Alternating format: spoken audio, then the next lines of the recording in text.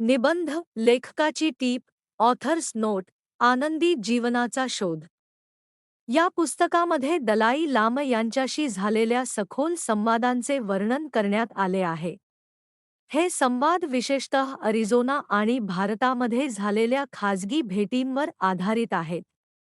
या भेटींचा मुख्य उद्देश असा होता की आनंदी जीवन कसे जगावे याबद्दल दलाई लामा यांचे विचार लोकांसमोर मांडणे, तसेच पाश्चिमात्य मानसशास्त्रज्ञाच्या दृष्टिकोनातून त्यावर निरीक्षणे आणि भाष्य करणे. लेखक हावर्ड सी. कटलर यांनी या पुस्तकाची मांडणी वाचकांना सहज समजेल अशा कथात्मक नॅरेटिव्ह स्वरूपात केली आहे. या पद्धतीमुळे वाचकांना दलाई लामा यांच्या विचारांची केवळ माहितीच मिळत नाही, तर ते आपल्या दैनंदिन जीवनात हे विचार कसे अंमलात आणतात याचीही स्पष्ट कल्पना येते. दलाई लामा यांच्या संमतीने लेखकाने पुस्तकातील विषयांची मांडणी विषयानुसार सब्जेक्ट वाईज केली आहे. त्यामुळे अनेक वेळा वेगवेगळ्या संवादांमधील मुद्दे एकत्र करून सुसंगतपणे सादर करण्यात आले आहेत. तसेच काही ठिकाणी अधिक स्पष्टता आणि सखोलता आणण्यासाठी अरिझोनामधील त्यांच्या सार्वजनिक भाषणांमधील माहिती देखील समाविष्ट करण्यात आली आहे. या पुस्तकाची अचूकता टिकवण्यासाठी दलाई लामा यांचे अनुवादक डॉक्टर थुप्तेन जिन्पा यांनी अंतिम हस्तलिखिताची तपासणी केली आहे. त्यामुळे संपादन प्रक्रियेमुळे दलाई लामा यांच्या विचारांमध्ये कोणतीही चुकीची व्याख्या किंवा विकृती निर्माण झाली नाही याची खात्री करण्यात आली आहे. याशिवाय पुस्तकात अनेक उदाहरणे, वैयक्तिक अनुभव आणि केस स्टडीज दिल्या आहेत, ज्यामुळे मांडलेले विचार अधिक स्पष्ट होतात. परंतु व्यक्तींची गोपनीयता राखण्यासाठी त्यांच्या नावांमध्ये आणि काही तपशिलांमध्ये बदल करण्यात आले आहेत, जेणेकरून कोणत्याही व्यक्तीची ओळख उघड होऊ नये. अशा प्रकारे हे पुस्तक केवळ तत्त्वज्ञान मांडणारे नसून ते प्रत्यक्ष जीवनात आनंद मिळवण्यासाठी एक मार्गदर्शक म्हणून कार्य करते. निबंध प्रस्तावना आनंद, मानवता आणि दलाई लामा यांचे विचार. या प्रस्तावनेमध्ये लेखक हावर्ड सी. कटलर यांनी दलाई लामा यांच्याशी झालेल्या पहिल्या भेटीचा आणि त्यानंतरच्या संवादांचा अत्यंत प्रभावी अनुभव मांडला आहे. अरिझोना स्टेट युनिव्हर्सिटी येथे 6,000 लोकांसमोर भाषण देण्याच्या काही क्षणांपूर्वी दलाई लामा शांतपणे चहा घेत बसलेले होते. त्यांच्या शांत, संयमी आणि प्रसन्न व्यक्तिमत्वाची झलक त्या प्रसंगातून स्पष्ट दिसते.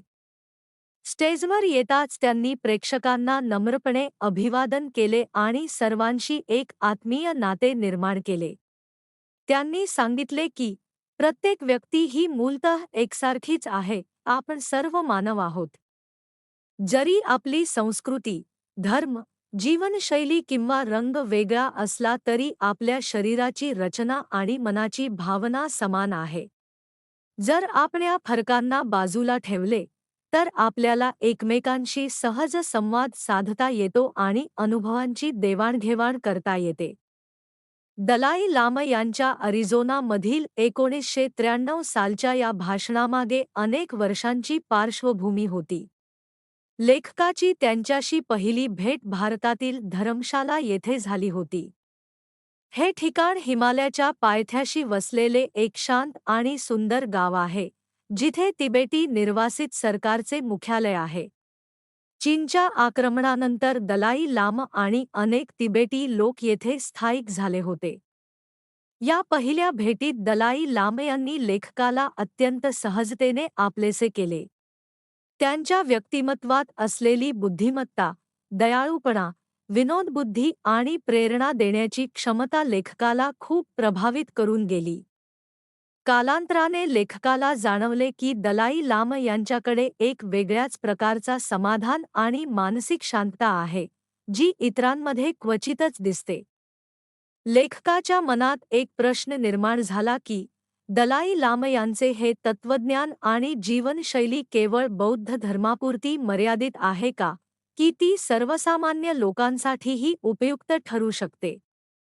याचे उत्तर शोधण्यासाठी त्यांनी दलाई लामा यांच्यासोबत अनेक सखोल चर्चा केल्या. त्या चर्चांमध्ये कधी-कधी मतभेदही झाले, कारण दलाई लामा हे बौद्ध भिक्षू होते, तर लेखक एक पाश्चिमात्य मानसोपचार तज्ज्ञ होता.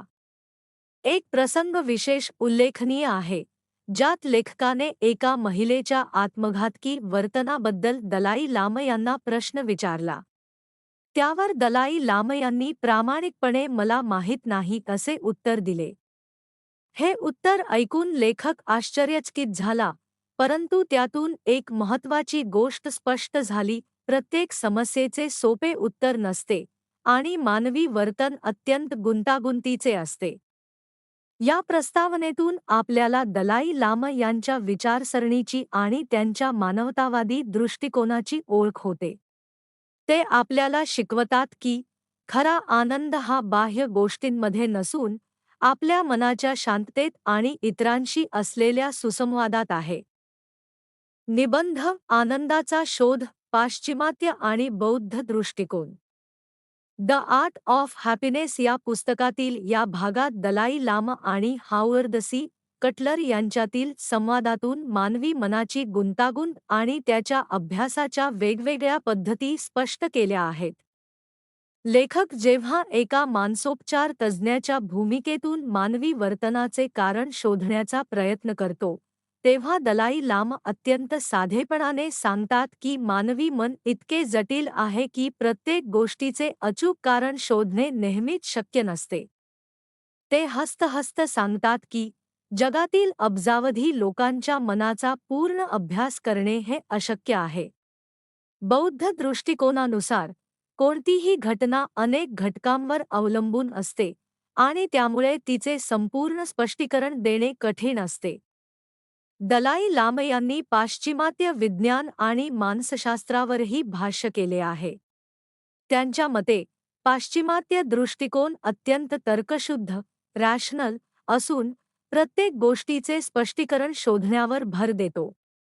उदाहरणार्थ, काही वैज्ञानिक असे मानतात की विचार आणि भावना या मेंदूमधील रासायनिक प्रक्रियांचे परिणाम आहेत. परंतु दलाई लामा यांनी यावर प्रश्न उपस्थित केला की विचारांमुळेच मेंदूमध्ये रासायनिक बदल होऊ शकतात का?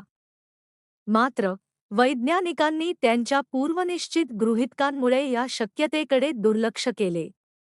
त्यांच्या मते आधुनिक पाश्चिमात्य समाजात विज्ञानावर आधारित एक प्रकारची मानसिक चौकट तयार झाली आहे, जी काही वेळा वास्तव समजून घेण्यात मर्यादा आणते. विशेषतः सर्व गोष्टींचे स्पष्टीकरण एका जन्मातच मिळाले पाहिजे ही धारणा काही वेळा मानसिक तणाव निर्माण करू शकते, जेव्हा काही गोष्टी समजत नाहीत. याउलट पाश्चिमात्य मानसशास्त्रात अवचेतन मन, अनकॉन्शियस माइंड या संकल्पनेला महत्त्व दिले जाते. या संकल्पनेनुसार अनेक वेळा आपले वर्तन अशा मानसिक प्रक्रियांमुळे घडते ज्याची आपल्याला जाणीव नसते. उदाहरणार्थ, एखाद्या व्यक्तीचे वर्तन त्याच्या भीतीपासून दूर राहण्यासाठी असू शकते. दलाई लामा यांनी बौद्ध तत्त्वज्ञानातील संस्कार किंवा मानसिक ठसे, इम्प्रिंट्स या संकल्पनेद्वारे याचे स्पष्टीकरण दिले. त्यांच्या मते भूतकाळातील अनुभव मनावर ठसा उमटवतात, जे नंतर आपल्या वर्तनावर परिणाम करतात. ही कल्पना पाश्चिमात्य मानसशास्त्रातील अवचेतन मनाशी काही प्रमाणात साम्य दर्शवते. या संवादातून हे स्पष्ट होते की जरी बौद्ध आणि पाश्चिमात्य दृष्टिकोन वेगवेगळे असले तरी दोन्हींचा उद्देश मानवी मन समजून घेणे आणि जीवन अधिक आनंदी व समृद्ध करणे हाच आहे. त्यामुळे या दोन्ही दृष्टिकोनांचा समतोल वापर केल्यास आपण स्वतःला अधिक चांगल्या प्रकारे समजू शकतो आणि जीवनात खरा आनंद मिळवू शकतो.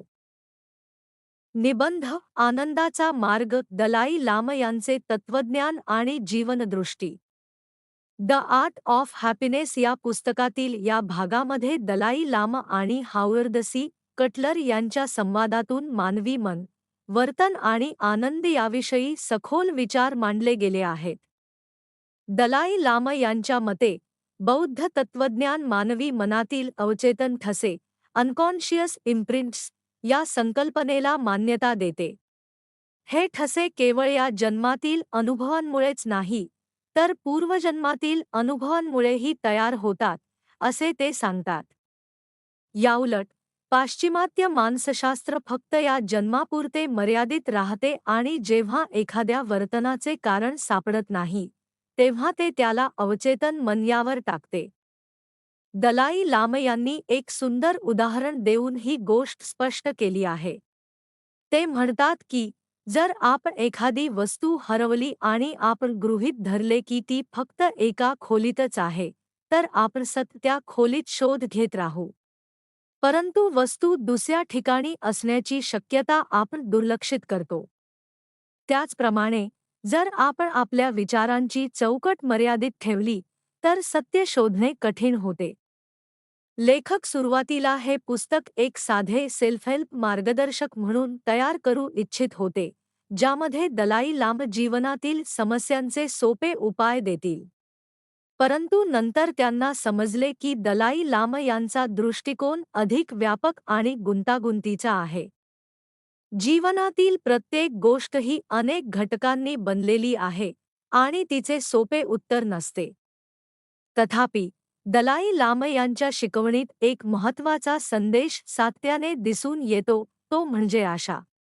त्यांच्या मते, खरा आणि दीर्घकाळ टिकणारा आनंद मिळवणे कठीण असले तरी तो अशक्य नाही.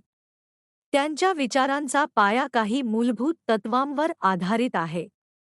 प्रत्येक माणूस स्वभावतः चांगला आणि सौम्य असतो. करुणा, कंपॅशन ही अत्यंत महत्त्वाची आहे. दयाळूपणा आणि सहानुभूती हे जीवनाचे आधारस्तंभ आहेत. सर्व जीवांमध्ये एक समानता आहे. दलाई लामा यांचे हे विचार केवळ धार्मिक श्रद्धेवर आधारित नाहीत, तर ते तर्कशुद्ध विचार आणि प्रत्यक्ष अनुभवांवर आधारित आहेत. त्यांनी आयुष्यभर केलेल्या अभ्यासामुळे आणि जगभरातील विविध संस्कृतींशी संपर्क आल्यामुळे त्यांची विचारसरणी अधिक समृद्ध झाली आहे.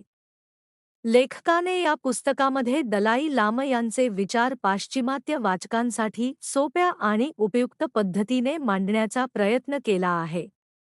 त्यांनी काही तात्विक आणि गुंतागुंतीचे भाग टाळून दैनंदिन जीवनात उपयोगी पडणाऱ्या गोष्टींवर अधिक भर दिला आहे. अशा प्रकारे, दलाई लामा यांचा दृष्टिकोन आपल्याला एक संतुलित मार्ग दाखवतो, जो वास्तववादी असूनही आशावादी आहे. हा मार्ग आपल्याला केवळ समस्या समजून घेण्यासच नाही, तर अधिक आनंदी, शांत आणि समाधानकारक जीवन जगण्यास प्रेरणा देतो.